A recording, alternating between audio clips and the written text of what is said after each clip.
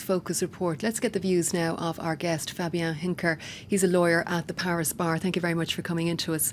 Now, so countries around France have been passing laws introducing euthanasia, assisted suicide, but France to date has settled on a left to die approach. What's the current legal situation in France? I think it's important to distinguish the different form of euthanasia. Direct euthanasia or even assisted suicide, this is illegal in France. Not in all the country, but in France.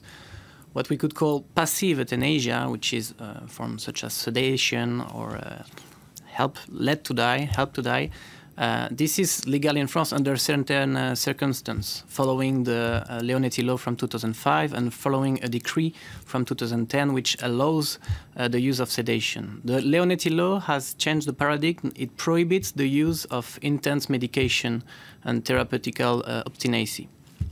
So there have been a number of recent cases that have hit the headlines. Legal decisions appear to lean towards doctors who have been assisting patients to die. Yeah, it's quite problematic, and this is why the president is not trying to implement a deeper law. There are two main ideas in the new law that they want to implement. The first one is to put the patient and the patient will in the center of the decision process. That is to say, the patient will must be taken into better consideration, and also to manage to give people deeper sedation. So we shall see what this covers, this term of deeper sedation. But it is a new step towards a form of active euthanasia. It's still not the case, but it's a deeper step toward this. And of course, it will also help the doctor and the family regarding their responsibility and the problem they can have.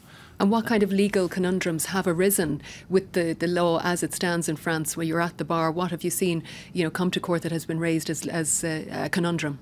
Well, the problem with the current situation is that the Leonetti law do not cover all the possible situations, and in certain cases there have been doctors.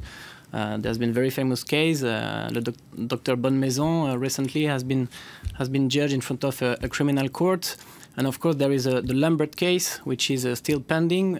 In this particular case, it's quite serious and quite sad. The case has been occurred in front of the French Supreme Court Conseil d'État, which allowed the patient to be disconnected. And the parents made a request at the European Court of Human Rights, and the European Court of Human Rights suspended this.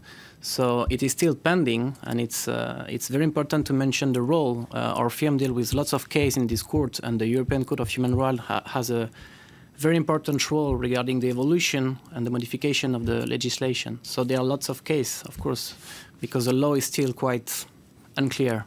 And with these new proposals from the socialist government, what kind of safeguards would come with that? Is there any risk that this new proposals, if they were passed, could be abused? The problem is always this, as you said, there can be abuse. They are not saying euthanasia, active euthanasia shall be legal. They are just saying that the will of the patient, anticipate will, shall be more taken into consideration under very strict condition. Incurable disease when the patient said it, when the family said it, when the doctor controlled it. And the use of deeper sedation, it's still not lethal substance. It's substance which disconnect the patient and which eventually secondary effect could link to death. So it's still one step below, direct euthanasia, and but it's pending in lots of European countries. The situation is controversial in all the countries, of course.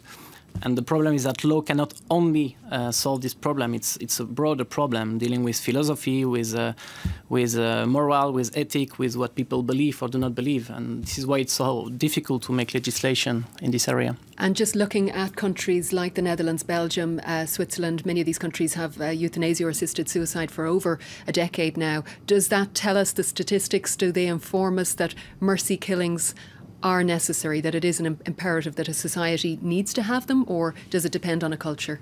That's very hard to answer, because it's not only about law. Indeed, on the technical point of view, I can answer on this part. On the question if it's a need or not, this is the main reason why it's not possible to reach a consensus. I mentioned the European Court of Human Rights. It's very important. In 2011, they are going step by step for explaining this area. In 2011, against Switzerland, they say there is no consensus among member states, and this is why we should let a very large margin of appreciation, to each member state.